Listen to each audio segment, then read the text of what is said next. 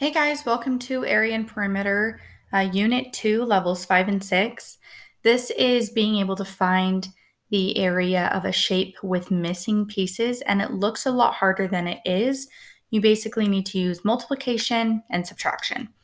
So we're going to start off with kind of identifying the steps that we're going to take, and then we'll start doing them. So essentially what we have here is we have this red shape here that we can see is 10 by 8. And then we have the smaller shape here that's 3 by 2. And the problem is going to ask you to find the area of the colored portion without the white section. And the easiest way to do that is to solve the area for the entire red rectangle as if the white part wasn't there at all, and then later subtract out the white part. That way you're not solving for some kind of weird missing piece shape or something crazy, and it's just an easy two-part problem. So the first thing you want to do is find the area of the big shape. So here we have 10 times 8. Remember, area is the length times the height. So 10 times 8 is 80. And then the white portion is a separate area, and we're going to just find that area as well. And we have 3. The height is 3 and the width is 2. So 3 times 2 is 6. So we have found the area for both shapes here. And then all I have to do is subtract 6 from 80.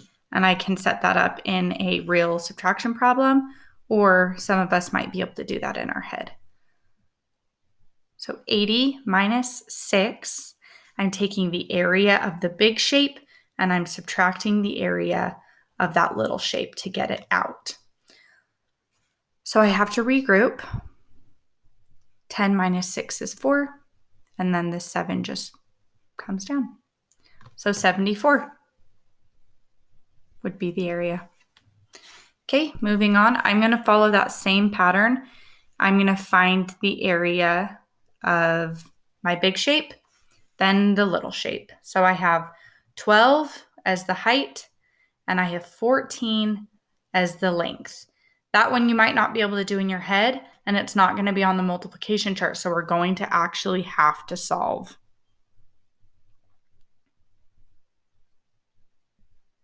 Okay, I'm going to start in the ones place.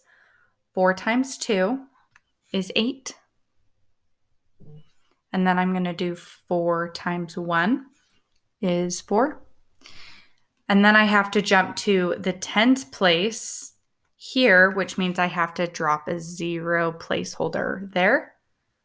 So 1 times 2 is 2. And then 1 times 1 is 1. Then I have to add these two numbers. So 8 plus 0 is 8. 4 plus 2 is 6. 1 plus nothing is 1. So I have 168. And that was, if you remember, 12 times 14. 12 times 14. I found the area of this entire green shape. 168. But I also want to find the area of the small white so that I know how much I need to take out. 6 times 3, that one I can probably do in my head or find a multiplication chart. 6 times 3 is 18. Now I know what two areas I'm working with, and I can set up a subtraction problem.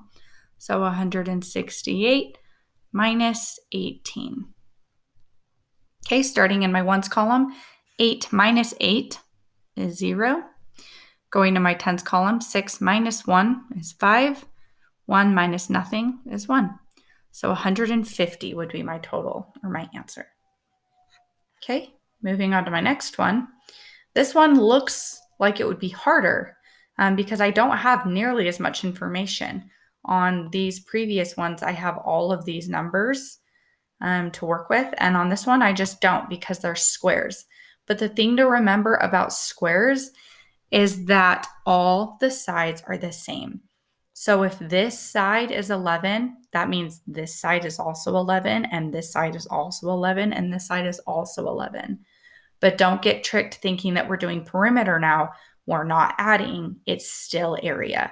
But the thing I need to remember is right now, if I wanted to find the area of this kind of yellowish square, it would be 11 times 11.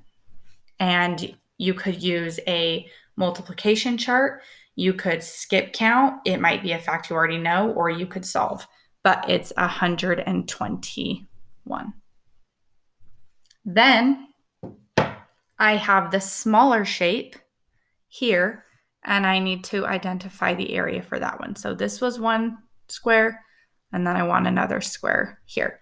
So it gives me one side, which is 4, but that means this side is also 4, and this side is also 4, and this side is also 4. So if I multiply one side by the other opposite side, 4 times 4 is 16. If you said 8, you added them. But now I can do my subtraction problem. I'm going to do 121, which was the full area, and then I'm going to subtract the area of that small white square, which was 16. So starting in my ones column, 1 minus 6 I can't do, so I'm going to regroup, bring over that 10. So now it's 11 minus 6, and I could do that in my head, or I could just count up from 6 to 11, and I would start with 6, 7, 8, 9, 10, 11, and get to 5.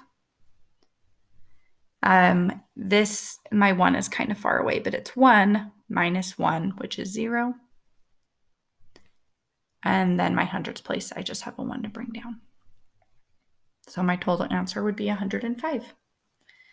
And my last one is a little tricky because I have a rectangle and a square, but it's the same process as before.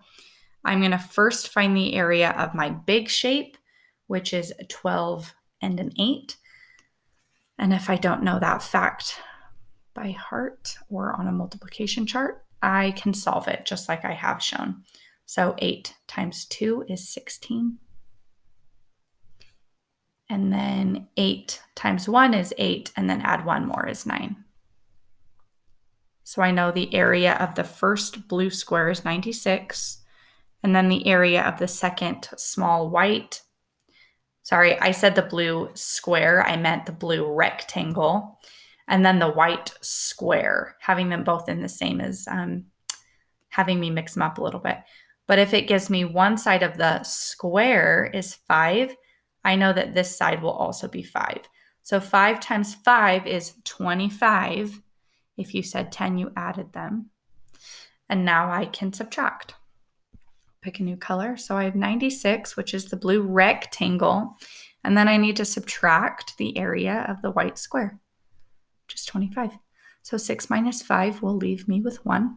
And then 9 minus 2 will leave me with 7. So 71 would be my total area. All right. I hope that was enough examples. We had some really weird ones, rectangles and squares, squares and squares, rectangles and rectangles, and more rectangles and other shaped rectangles. So